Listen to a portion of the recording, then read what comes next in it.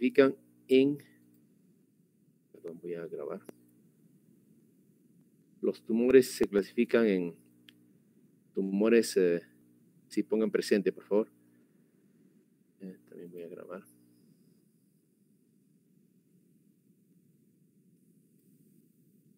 A ver, díganme ustedes, como repaso. Los tumores hipoficiarios se clasifican por su funcionamiento en, de paso, en vez de presente, pongan la respuesta. ¿Alguien todavía no? Pongan, por favor. Los tumores hipoficiarios se clasifican en 2 puntos. ¿Nadie? Ya, menos 1 punto para todos, entonces. Se clasifican en tumores no funcionantes y funcionantes, ¿cierto? Los funcionantes provocan el exceso de una hormona, ¿no? Hemos desarrollado 3 que son los más comunes, ¿no? Hiperprolactinomas, que producen hiperprolactinemia, acromegalia, ¿no? Que producen exceso de GH, y tumores productores de ACTH, que producen Cushing, ¿no? Son los 3 tipos de tumores funcionantes más comunes. También hay los tirotropinomas, que causan hipertiroidismo, obviamente, ¿no? Exceso de TSH estimula la tiroides y produce hipertiroidismo. Pero son, hemos comentado, raros, se han desarrollado en el seminario, ¿no? Hemos desarrollado cómo se diagnostican y cómo se tratan. El tratamiento básicamente es reemplazo hormonal, como ya se explicaba en el seminario, ¿no? Entonces, lo que vamos a ver hoy es el efecto contrario. Recuerden que habíamos dicho que algunos tumores, por el efecto de la misma masa tumoral, pueden destruir el tejido hipoficiario, ¿no? De hecho, es la principal causa de hipopituitarismo, ¿no? Cuando tenemos un paciente con hipopituitarismo, vamos a ver que la principal causa son tumores que invaden. O sea, puede haber una mezcla acá de signos del paciente. Puede haber un paciente, por ejemplo, con acromegalia y con hipopituitarismo, ¿no? Entonces, el concepto de hipopituitarismo es que los pacientes, que hay una deficiencia, ¿no?, de estas hormonas, ¿no? Estas son las hormonas que se producen en la hipófisis, ¿no?, que hemos ya visto, ¿no? Entonces, la deficiencia puede ser total o parcial, ¿no? Cuando es total se llama panhipopituitarismo, ¿no?, de todas las hormonas. También puede afectarse esta hormona que está acá atrás, ¿no? Atrás recuerden que habíamos visto en la hipófisis posterior, perdón, 2 hormonas, ¿no? La ADH y la oxitocina, ¿no? La oxitocina tiene pocas funciones, ¿no?, en la vida diaria, ¿no? Funciona solamente en la lactancia. La ADH sí, en cambio, es una hormona, como ustedes recuerdan, es la hormona antidiurética. Esta hormona controla la cantidad de agua que tenemos y la osmolaridad plasmática. Entonces, cuando nos falta agua, cuando perdemos agua, esta hormona funciona y retiene agua, ¿no? Esta enfermedad se llama diabetes insípida, lo vamos a ver también después. La diabetes insípida es, digamos, parte del hipopituitarismo, ¿no? Pero lo vamos a ver después. En este capítulo vamos a desarrollar básicamente las deficiencias de estas hormonas, ¿no? Como les decía, puede haber una deficiencia de todas o puede ser parcial, ¿no? Las que más rápidamente se afectan, ¿no?, cuando hay tumores, cuando hay compresión, se ha visto que es en este orden, ¿no? Se afectan primero estas hormonas, la GH y las gonadotropinas, ¿no?, la hormona de crecimiento. Después se afecta la TSH, ¿no? Y dicen que al final esta es la que se defiende más, digamos, ¿no?, frente a tumores, la ACTH, ¿no? ¿Y por qué? Es también en relación a su importancia, ¿no? La más importante de acá es la ACTH, porque esta hormona, al estimular el cortisol, tiene múltiples funciones, retiene el sodio, ¿no?, que es tan importante, hace que el sodio esté en un valor normal en la sangre, ¿no?, dentro de varias funciones que tiene, ¿no? También controla un poco la glucosa, ¿no?, a través, claro, todo del cortisol. La TSH también es importante, ¿no?, pero yo diría más es importante y vital inclusive es la ACTH, ¿no? Entonces, en ese orden también hay una alteración de las hormonas cuando se afecta la hipófisis, ¿no? Creo que alguien estaba pidiendo ingresar. Perdón. A ver, bueno, los que lleguen ahorita ya son tarde. Pongan por favor su asistencia. Muy bien, entonces este es para recordarles los ejes, ¿no? Está controlado además por por el hipotálamo, perdón, ¿no? Cada una de estas hormonas es controlada por el hipotálamo. Esto es solamente para recordarles. Por ejemplo, la GH está controlada por la GHRH, ¿no? También se llama GHRH, por si acaso, ¿ya?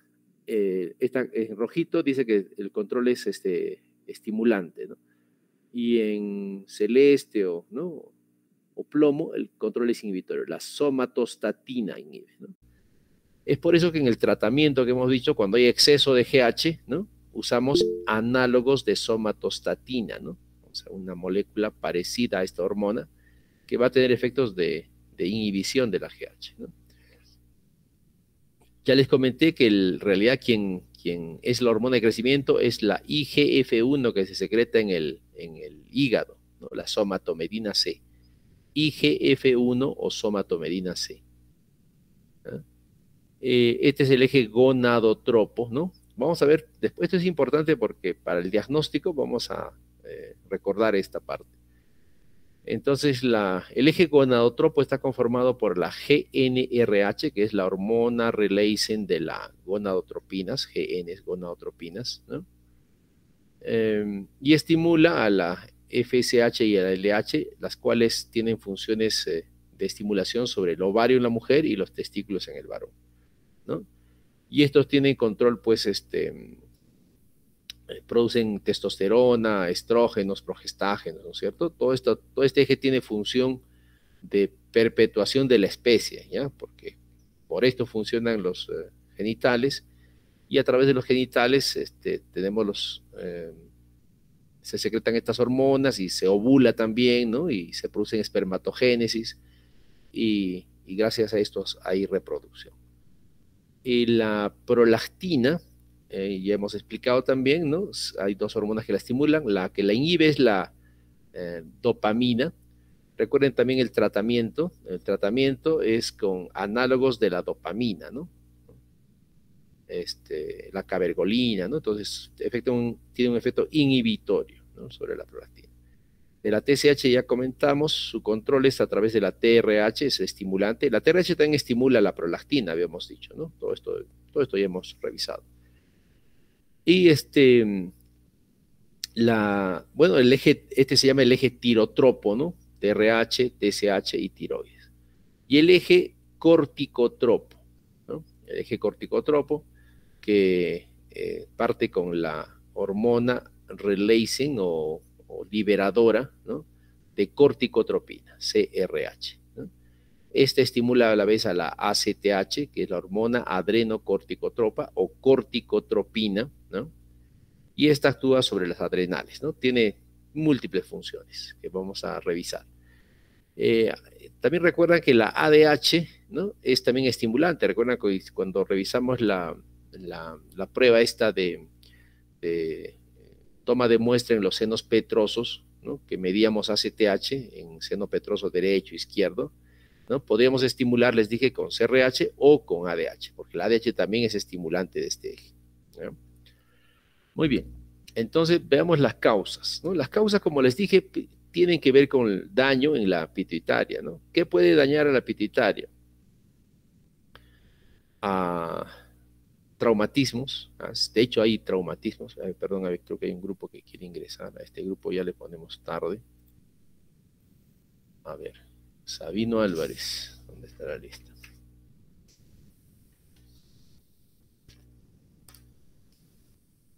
A ver, hay varios, ¿no? Sabino Álvarez y Incortis Álvarez. Tarde. Y Incortis tarde. Inca. Tarde. Ya, muy bien. Entonces, dentro de las causas tenemos pues todo lo que daña la hipófisis, ¿no? Hemorragias, ¿no? Hemorragias subaracnoideas, a veces provocadas por traumatismo, a veces espontáneas. Cirugía, ¿ya? Cirugía. Justamente hemos hablado de que cuando son tumores no funcionantes o tumores tipo acromegalia o Cushing, el tratamiento es quirúrgico, sacar la hipófisis. Y les comenté que a veces es difícil respetar el tejido hipofisiario, ¿no? Y en el afán de quitar el tumor se puede dañar el tejido normal, ¿no? Entonces queda con una secuela de la cirugía. También recuerden que les dije que el tratamiento, sus compañeros dijeron en el seminario, que el tratamiento de los tumores no solamente suficiente con la cirugía, sino se tiene que hacer radiación, ¿no? Entonces, la radiación daña también la pituitaria y obviamente el paciente queda con hipo, es una consecuencia del hipopituitarismo. Más hay hipopituitarismo por radiación que por cirugía. La cirugía depende del cirujano y depende del equipo, ¿no? En cambio, la radiación casi siempre lleva a hipopituitarismo. Por eso que la radiación es el último, digamos, la última opción terapéutica cuando hay tumores, ¿no? Si es posible, damos tratamiento médico, como son casos de prolactinomas, y bueno, hay que mandarlo a operar de todas maneras, ¿no? En el caso de acromegalia, no funcionantes y Cushing. Y además, recuerden que hay tasa de recurrencia, o sea que en acromegalia casi llega al 50%, ¿no? Y en Cushing también está por 50, más de 50%. Entonces tenemos la opción de darle tratamiento médico o radiación, ¿no? Si le damos radiación, hay que explicarle al paciente que va a quedar con hipopituitarismo. Stroke se refiere a isquemias, ¿no? Puede haber isquemia de la pituitaria también, ¿no? Por múltiples razones. Una de ellas es, por ejemplo, Sheehan, ¿no? La enfermedad de Sheehan. Acá están los tumores, ¿no? Que les dije, la principal causa son tumores que invaden toda la hipófisis. Y dentro de ellos tenemos tumores de células, de adenomas pituitarios, lo que hemos explicado, y también pueden ser tumores no pituitarios, o sea que son invasión. Recuerden que les hablé de craneofaringiomas, ¿no? Estos se desarrollan más en el área hipotalámica, pero pueden invadir acá la hipófisis. Meningiomas, gliomas, cordomas, ependimomas, metástasis, ¿no? Vean que todos son tejido neurológico, ¿no? De origen neuronal. Los tumores del sistema nervioso pueden invadir la hipófisis y dejar. De hecho, yo veo pacientes, ¿no?, con estas patologías que quedan con hipopituitarismo. Otras causas ya menos frecuentes, ¿no? Abscesos, ¿no? Hipofisitis, meningitis, infecciones, ¿no? Infarto, les decía, Sheehan, ¿no? El Sheehan es un infarto que se produce post-hemorragia, postparto, ¿no? Hay cuadros el parto es un evento delicado, ¿no? De hecho, es un evento de riesgo y de hecho que hay sangrado, pero puede haber mayor sangrado del que normalmente hay, ¿no? Entonces, al haber un sangrado importante, el paciente o la paciente en este caso queda con hipovolemia, y al hacer hipovolemia, la hipovolemia conlleva que ciertas partes del organismo van a recibir menos sangre. Una de ellas es la hipófisis, ¿no? Y al recibir menos aporte sanguíneo se puede infartar, ¿no? Se infarta. Y al infartarse, deja de funcionar, o sea, causa hipopituitarismo, ¿no? Esto es típica, el Sheehan se describió típicamente a un infarto post-hemorragia del parto, ¿no? Y el paciente obviamente después de esto queda con hipopituitarismo, pero ya generalmente no vuelve a arreglar, ¿no? Queda con deficiencia de todas las hormonas generalmente que produce la hipófisis, incluido la que produce prolactina. Entonces los pacientes, como ya durante el embarazo prepararon la mama con leche, entonces puede ser que lacten todavía los primeros semanas o hasta meses, pero de ahí dejan de producir prolactina, ¿no? Y dejan de lactar en poco tiempo. La apoplejía también es un tema que hemos desarrollado, básicamente es un infarto también, pero la apoplejía, recuerden que es un infarto provocado por tumores, ¿no? El tumor de cualquiera de estos tumores, ¿no? Puede comprimir las arterias, ¿no? Y causa infarto. Generalmente estas patologías, ¿no?, se ven después del evento se ven como silla turca vacía, porque al haber infarto, el infarto se reabsorbe y queda líquido en la silla turca, ¿no? Apoplejía y Shiga. Apoplejía, recuerde que es un evento agudo, ¿no? O sea, el paciente puede estar teniendo un tumor, ¿no? Diagnosticado o no diagnosticado a veces, ¿no?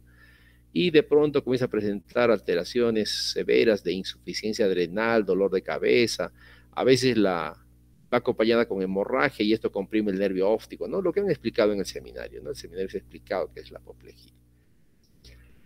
Otras causas menos frecuentes, esto ya entra en raras, ¿no? Siempre hay que mencionarlas por ahí.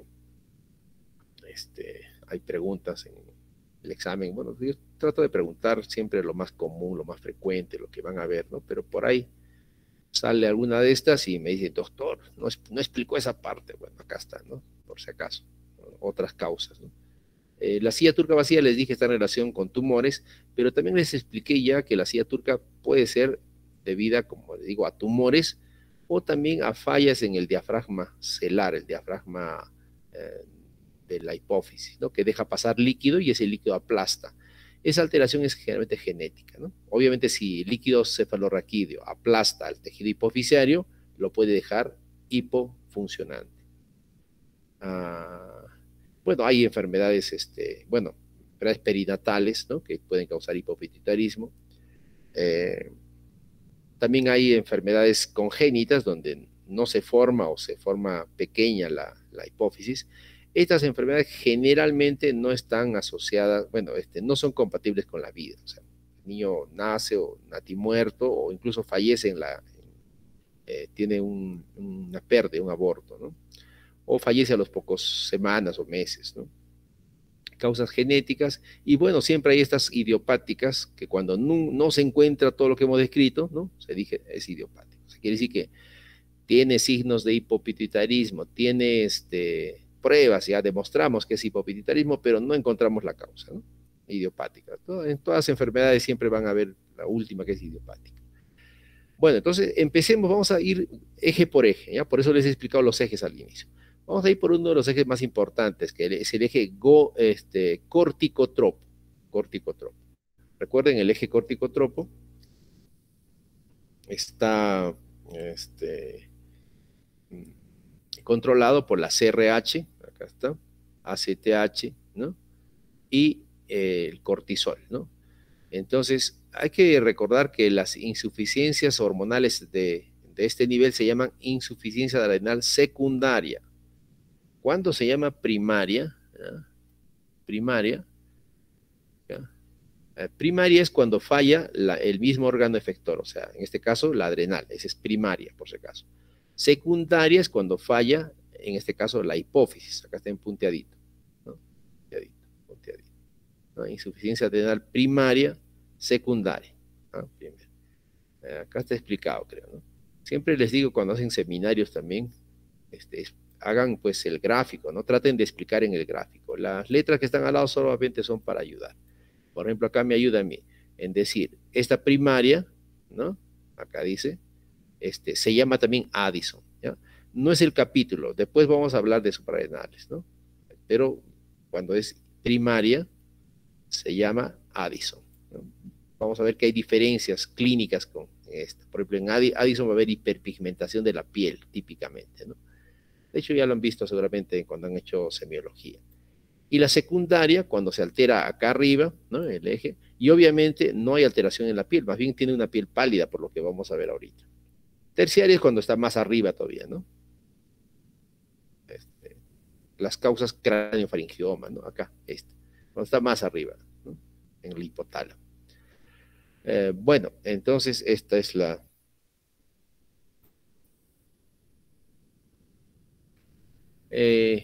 acá está el eje, ya lo hemos mencionado, el eje corticotropo, ¿no? Ya lo mencionamos, no vamos a ir. Bueno, hay que recordar que este eje corticotropo, hay que recordar que las adrenales tienen 3 capas, ¿ya? Tienen, bueno, hasta 4, ¿no? Pero la capa medular, no es dependiente de este eje, para empezar, no es dependiente. Es dependiente, ni siquiera es una hormona propiamente, es parte del sistema nervioso, ¿ya? Produce acá adrenalina y noradrenalina. Esta se llama la médula, ¿ya?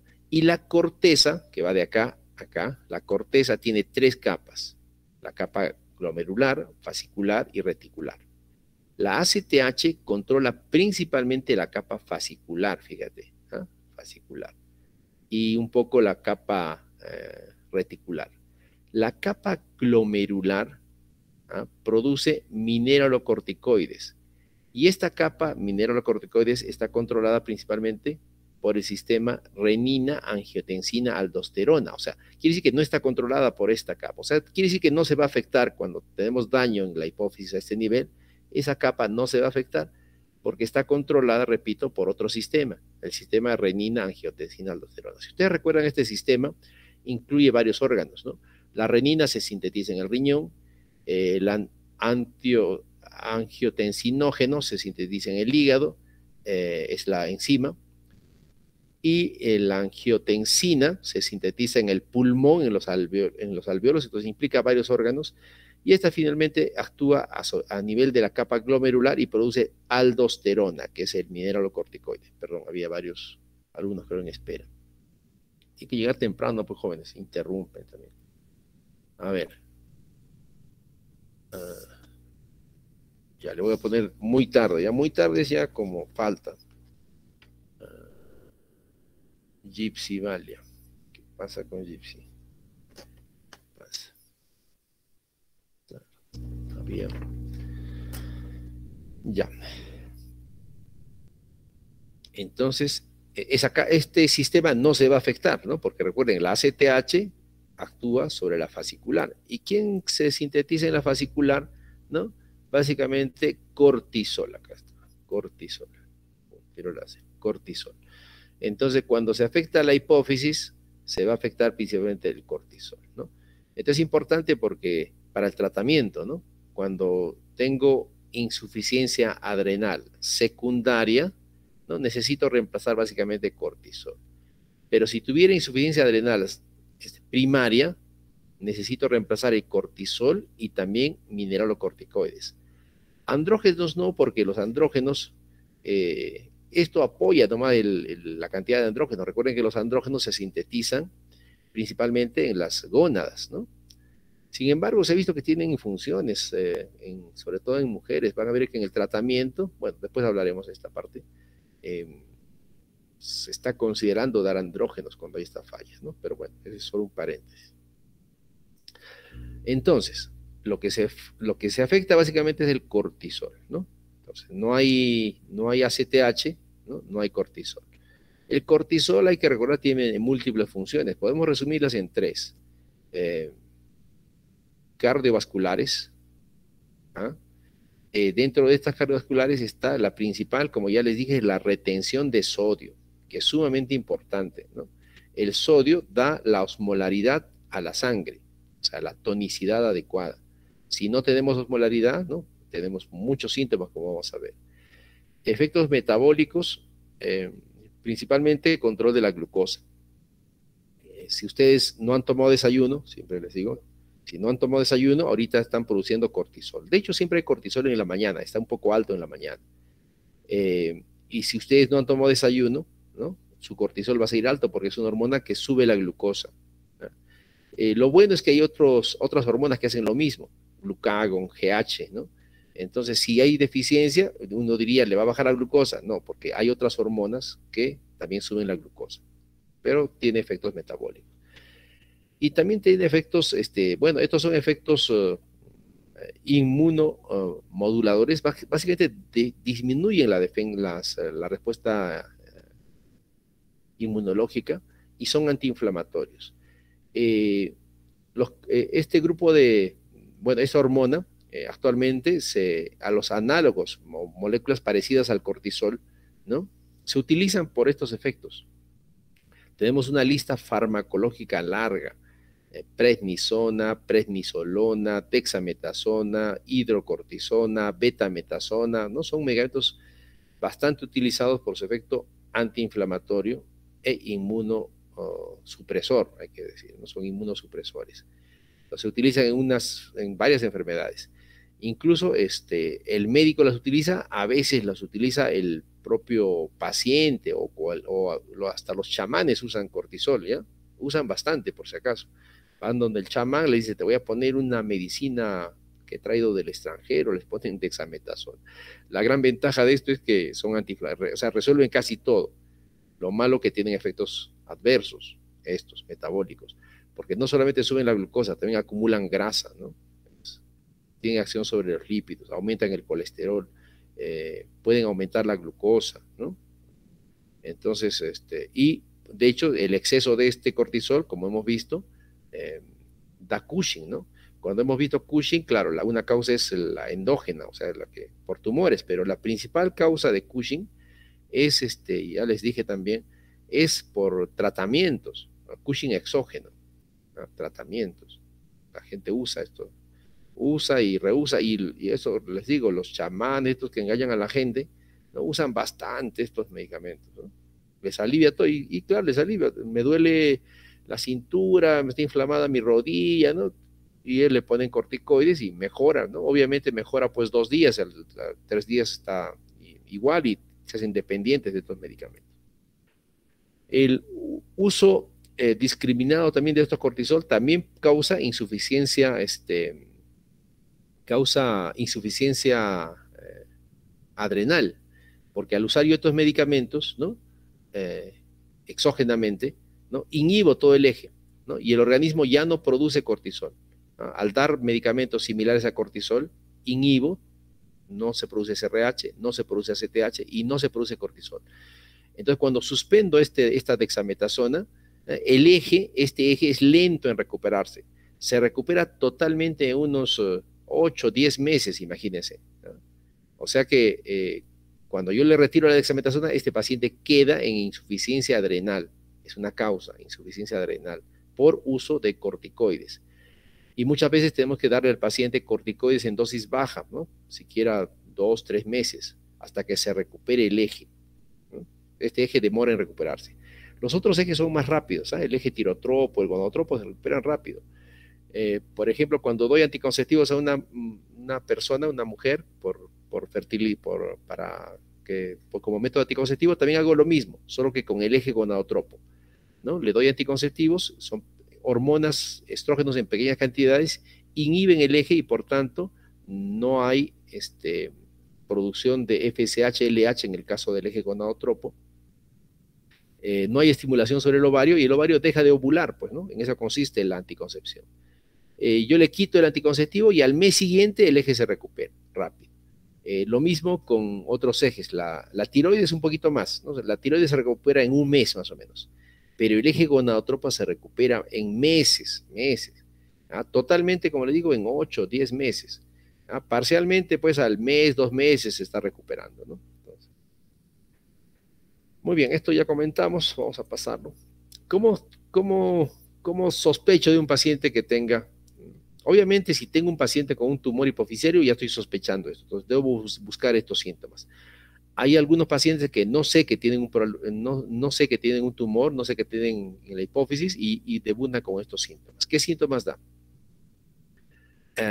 Fatiga, o sea, cansancio, desgano, palidez, ahorita le explicamos la causa de la palidez, anorexia o hiporexia, pérdida de peso, es una de las causas de pérdida de peso, pierden peso. ¿Ah?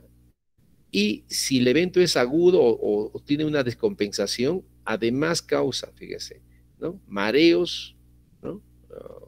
Desgano, falta de fuerzas, náuseas, vómitos, esto es común, ¿eh? Esto es común, náuseas y vómitos. Y puede llevar a un colapso circulatorio, ¿no? O sea, una hipotensión, ¿no? Incluso pueden entrar en shock. En niños se altera la pubertad, ¿no? ¿Qué voy a encontrar en el laboratorio? Hipoglicemias, ¿no? Sin embargo, yo diría acá, lo principal que vamos a encontrar es esto, no sé por qué lo pusieron acá al final, hiponatremias. Hiponatremia es lo más común que existe por esta causa, ¿no? Y el paciente llega pues desorientado, con náuseas, mareos, puede haber incluso pérdida del sensorio, ¿no? La hiponatremia es una causa frecuente. Entonces, también hay anemia, hipotensión y cambios en el hemograma, ¿no? Linfocitosis, eosinofilia. Esto no es tan frecuente, pero se puede ver. Lo más importante es la hiponatremia. La hiponatremia altera principalmente al sistema nervioso central. ¿Ah? Altera principalmente. Puede ir desde leve mareos, ¿no? Desde leve desorientación hasta estupor, coma y convulsiones y muerte inclusive, ¿no? Esto es de acuerdo al nivel de sodio que tenga. Obviamente, si el sodio está normal, no tiene síntomas, ¿no? Pero si el sodio está bajo, 100, ¿no? Tiene todos estos síntomas. Depende también del tiempo en que se instala la hiponatremia. Si la hiponatremia es crónica, se instala poco a poco, estos síntomas aparecen poco a poco, ¿no? O el cerebro se acostumbra a la hiponatremia, acostumbra entre comillas, ¿no es cierto? Y puede estar con sodios bajos, digamos, le encontramos al paciente con 115, 120, y el paciente está despierto o está bien, ¿no? Esto depende de la aparición de la hiponatremia. Si la aparición de la hiponatremia es muy rápida, va a dar síntomas, pero si la aparición de la hiponatremia es muy lenta, no da síntomas, ¿no? Hay como una capacidad adaptativa del sistema nervioso central a la hiponatremia, ¿ah? Pero hay que recordar que el principal signo de esta enfermedad es la hiponatremia. Acá está, creo. Bueno, estos son otras alteraciones. Les decía que el cortisol tiene acciones metabólicas, participa en la formación de glucosa a partir de lípidos y grasas, eso se llama gluconeogénesis.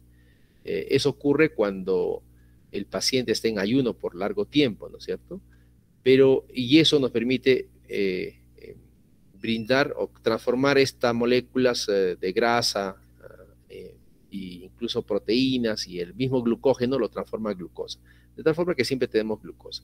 Si falla este eje, si no tenemos cortisol, obviamente podemos esperar que haga hipoglicemia el paciente, pero ya les comenté que este paso también está mediado por la hormona de crecimiento y por el glucagón, ¿no? Entonces tenemos varias defensas en realidad para la glucosa. Cuando es muy severo el cortisol, la deficiencia, y cuando hay asociado deficiencia de GH, recuerden que la GH también es hipofisiaria, entonces podría presentar el paciente hipoglicemias, está descrito. ¿Por qué el paciente tiene palidez? Porque hay que recordar que el eje, acá arriba está la CRH, ¿no es cierto? La CRH en realidad estimula a esta otra hormona que se llama la proopiomelanocortina, POMC. La proopiomelanocortina es un péptido largo, ¿no? Que se va rompiendo y va a dar lugar a estos fragmentos. Uno de ellos es ACTH. ¿Ya? Y la ACTH también se fragmenta y un fragmento es la MSH. Entonces, por tanto, si hay una deficiencia en la producción de todo esto, porque todo esto se produce en la hipófisis, tampoco vamos a tener MSH. ¿Qué es la MSH? Es la hormona estimulante de los melanocitos. Y los melanocitos están en la piel, en las células de la piel, y dan la coloración a la piel. Por eso que el paciente presenta palidez. Palidez sin anemia, por si acaso. ¿Ya? Palidez sin anemia. ¿Cómo se hace el diagnóstico? El diagnóstico, hay que recordar que el cortisol, ¿no? Hace una elevación. De hecho, que ahorita ustedes están en su nadir en su pico de cortisol, ¿no? En las mañanas, ¿no? Y en el transcurso del día, ¿no? Va bajando y en la noche debe estar muy baja. Entonces, medir el cortisol, ¿no? Ven acá, es variable, es muy variable el cortisol, ¿no? Puede estar acá, puede estar acá. Entonces, medir el cortisol no me hace el diagnóstico, salvo que esté muy bajo.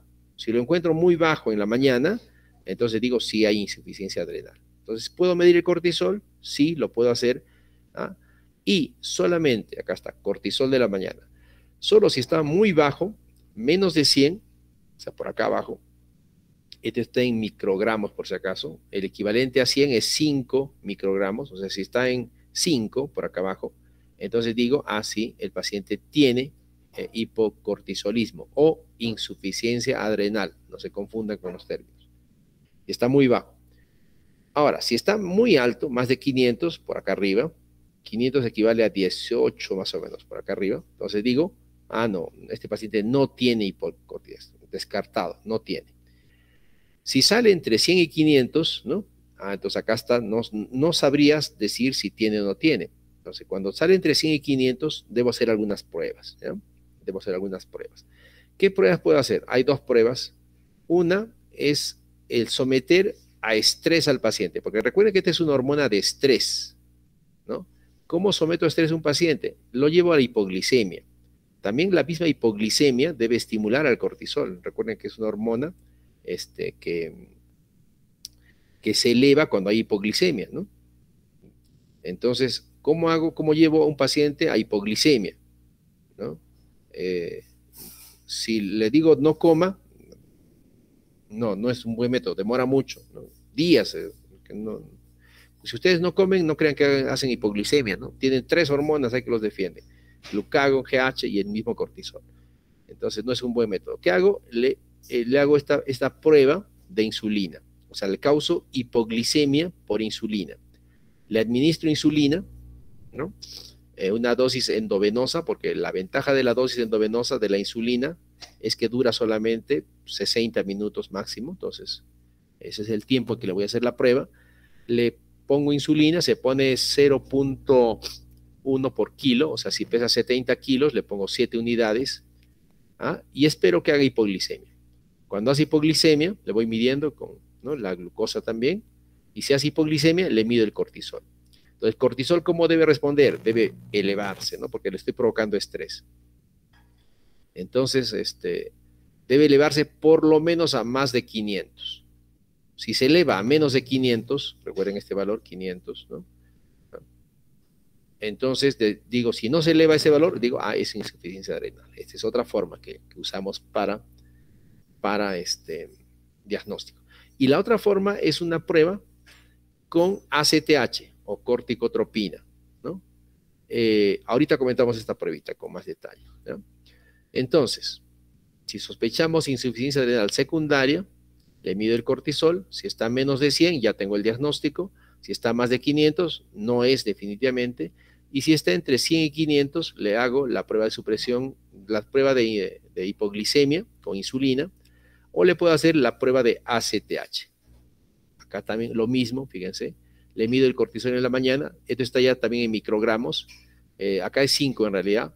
Si está menos de 5, ya está diagnóstico. Si está más de 18, también es acá, hay un pequeño error, descartado. Si está entre 5 y 18, le hago las pruebas, ¿no? Esta prueba ya sea de cosintropina o ACTH, ¿no? ¿En qué consiste esta prueba de cosintropina? Lo vemos después.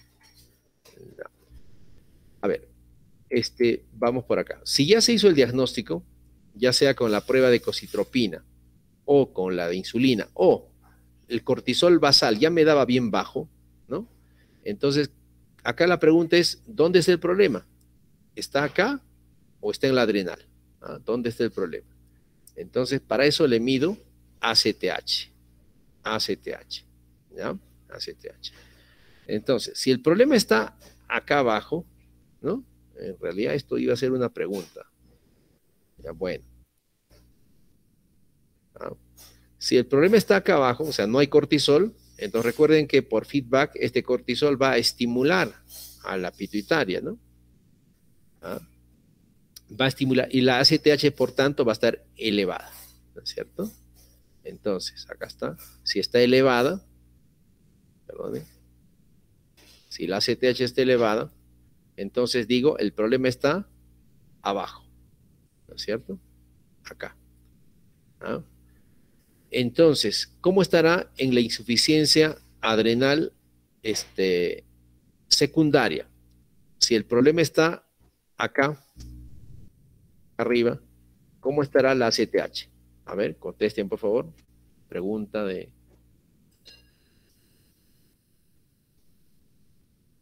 A ver, pregunta para que contesten.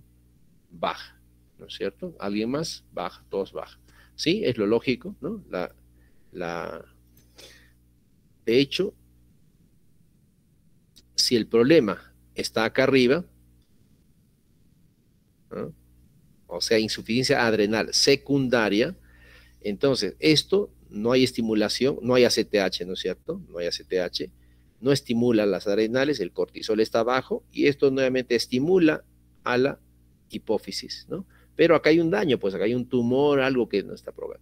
Pero muchas veces, a veces quedan algunas células, ¿no?, corticotropas, y esta disminución a veces estimula acá un poquito las pocas células que quedan acá de ACTH. Entonces, a veces ocurre que esta estimulación hace que esto que estaba abajo se normalice, se normalice, porque por esta estimulación, ¿no? Entonces, como una aritmética, pues esto más esto da igual esto, ¿no es cierto? Entonces, muchas veces, ¿no? Eso que dice acá, la ACTH, cuando el problema es secundario o terciario, ¿no? La ACTH está baja, como han dicho ustedes, tiene razón, pero muchas veces la encontramos normal. Acá debe estar entre comillas, un normal entre comillas, porque no puede ser que esté tan bajo el cortisol y acá la ACTH esté normal, entre comillas, ¿no? Es por esta razón, porque esto estimula las células que quedan acá y esto, lo que debía estar bajo, ¿no? A veces lo normaliza, entre comillas. Por eso que el diagnóstico, ¿ven?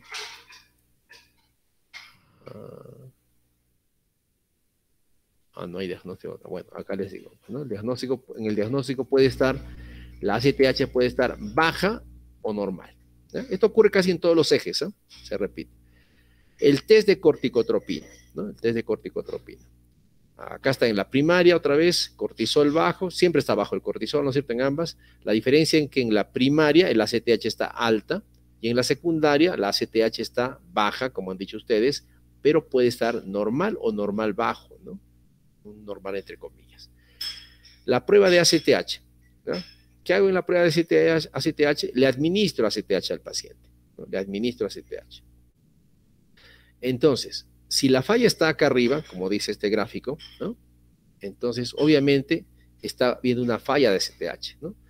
Obviamente, el cortisol está bajo, pero si le administro ACTH, el cortisol, ¿no? Como la adrenal está intacta, ¿no? va a hacer efecto, esta ACTH, ¿no? Va a hacer efecto, perdone, ¿no? Va a hacer efecto sobre la adrenal, ¿no? Y de lo que estaba abajo voy a encontrar el cortisol normal. Por eso que dice acá, cuando la falla es secundaria, acá, secundaria, la CTH, acá está mal, dice responde, no es puede, siempre responde, ¿no? O sea, después de la prueba, el cortisol va a estar elevado, porque le pongo ACTH, ¿no es cierto? Pero si el problema no está acá, si el problema está acá abajo, ¿no? Cuando el problema está acá abajo, o sea, la adrenal primaria, recuerden, primaria, entonces, le doy a CTH y la adrenal responderá, no responderá. Contesten, por favor, a ver que están ahí, si viven también. Jóvenes, despierten. Obvio, no responde, ¿no es cierto? No responde. Está fácil, ¿eh? ¿Cómo dicen que la endocrinología es difícil? Entonces la adrenal no responde, ¿no? Y por tanto el cortisol sigue bajo, ¿no? De esa forma, con esta prueba del ACTH, ¿no? Puedo determinar también si el problema es primario o secundario. Cuando le hago ACTH, en la secundaria responde, acá está mal, responde, y cuando es primaria no responde. Muy bien, así se hace el diagnóstico de insuficiencia adrenal. Pasemos a tiroides, el eje tirotropo. ¿Nos da tiempo? Estamos retrasados, ¿no? Tengo seminario también, ¿no? Habrán arreglado su seminario, jóvenes. Me han pasado un seminario que pura letra les voy contando. Bueno, han arreglado seguro, ¿no? Tiroides, ¿no? Tiroides. En tiroides, el diagnóstico es más sencillo, ¿no? Primero que acá los síntomas son los que ya hemos descrito en realidad, porque todos los síntomas que hemos descrito en hipotiroidismo, ¿no? En el primario se repiten en el secundario, ¿no? O sea, también hay intolerancia al frío, estreñimiento, pérdida de cabello, piel seca, alteraciones cognitivas, ¿no? Y si es en niño, pues se afecta a su desarrollo, ¿no? Todo lo que hemos ya dicho. Aumenta de peso, bradicardia, hipotensión, todo lo que hemos descrito en hipotiroidismo, ¿no? Acá hay más. Bueno, está muy cargada esa lámina, vamos a obviar. Diagnóstico, vayamos a diagnóstico. El diagnóstico es fácil acá, no necesito pruebas funcionales para empezar, necesito solo medir la TSH y T4 libre. Igual, acá, si la falla está acá, ¿no? Si la falla está en la hipófisis, perdón, si la falla está en la hipófisis, entonces para empezar, acá está, no tendremos TSH, ¿no es cierto? No hay TSH. ¿Ah? La T3 y T4 tampoco, también van a estar bajas, ¿no? No hay estimulación. Pero recuerden, esto estimula también acá, arriba, a la TRH y a la TSH. Por tanto, tenemos T4 baja, acá está, T4 baja, y la TSH puede estar igualito que la pregunta anterior, puede estar baja, debería estar baja, pero también a veces la encontramos normal. Diría yo, más frecuentemente la encontramos normal. ¿Por qué? Porque esta baja de T4 también está estimulando, ¿no? A las células que están acá a través de la TRH, ¿no? Las estimula, ¿no? Y hace que esto que estaba bajo aparentemente se normalice. ¿No? Por eso que dice acá TSH baja o normal, entre comillas. O incluso a veces la encontramos ligeramente elevada. ¿No? Entonces ahí nos engaña a veces, es un problema. Muy bien, deficiencia de GH van a ser vuestros compañeros, justo el seminario que tocaba. Ya, yo tengo acá algunas diapositivas. Solamente les voy a decir que en la deficiencia de GH, ¿no? El paciente presenta disminución de masa muscular, obesidad visceral o abdominal, puede presentar también desgano. Hay estudios de calidad de vida y dice que los pacientes que tienen déficit de GH bajan su calidad de vida, porque uno diría GH solo sirve para crecer, ¿no es cierto? Entonces, si a uno le da esto de adulto ya no le sirve, pero se ha visto que hay estas alteraciones en la atención y en la memoria, ¿no? Puede causar dislipidemia, aterosclerosis prematura, y esta es una diapositiva que me robé del seminario que van a hacer, ¿no? Obviamente la causa es la causa que hemos descrito, ¿no? Puede ser tumores, radiación, ¿no?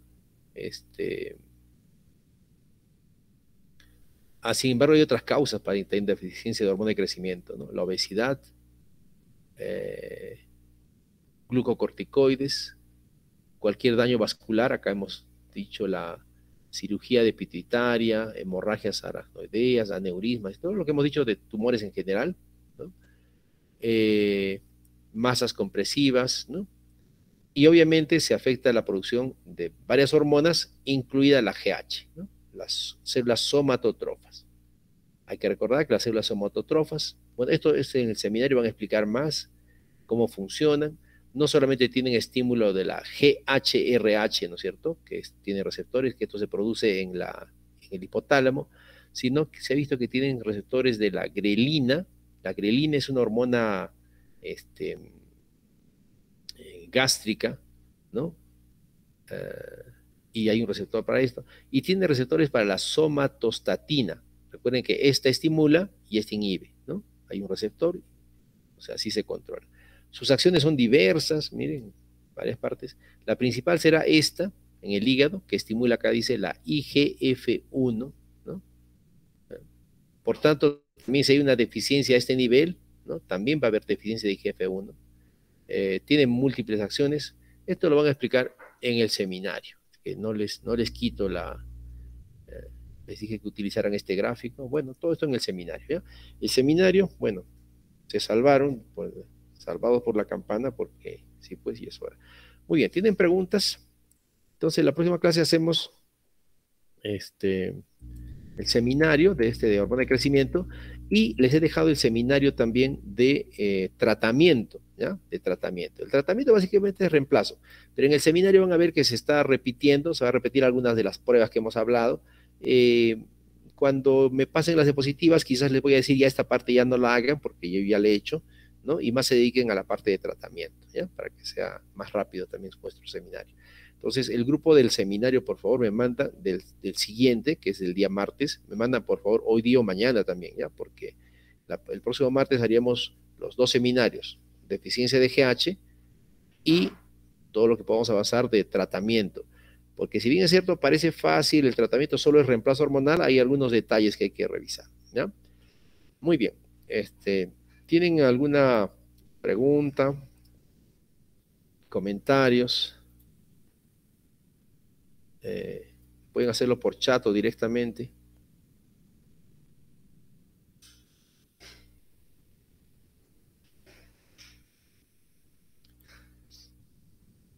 Muy bien, jóvenes, ¿todo está bien? ¿Preguntas? ¿No hay? ¿Todo está claro? A ver, ni por el chat. El grupo de tratamiento, ¿hasta cuándo le mandamos? Hasta mañana, pues sábado, para que el domingo festejen a sus mamás y después se dediquen a corregir, ¿no? Más o menos, sí, pues mañana sábado tienen que mandar, porque estaba programado para el martes. Mándenme, por favor. Les dije 5 días antes, ya debió mandar, hoy día debió mandar, pero bueno, manden esta noche o mañana sábado, pues máximo. Más sábado, pero en la tarde, para que yo lo pueda revisar en la tardecita. ¿Ya? El examen, ¿quieren que resuelva? A ver, el examen. No, la próxima que mejor no. Tengo rotación hoy día, sí. A ver. Entender sesión. A ver cómo se entra el examen. Está fácil el examen. Segundo examen. Ya, a ver, ¿tienen alguna pregunta del examen? ¿Alguna duda mejor para no estar resolviendo todo? Porque no sé cómo entrar al examen. Volver al curso.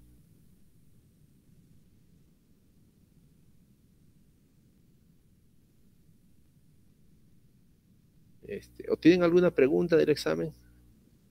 A ver, solo me sale acá las notas.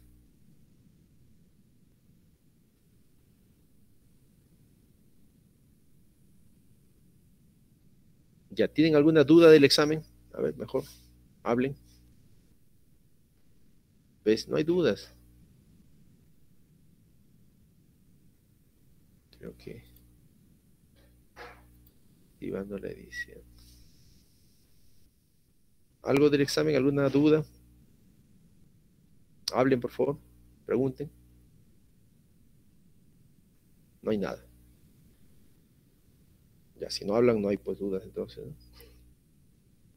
Ya, listo, jóvenes. Muy bien.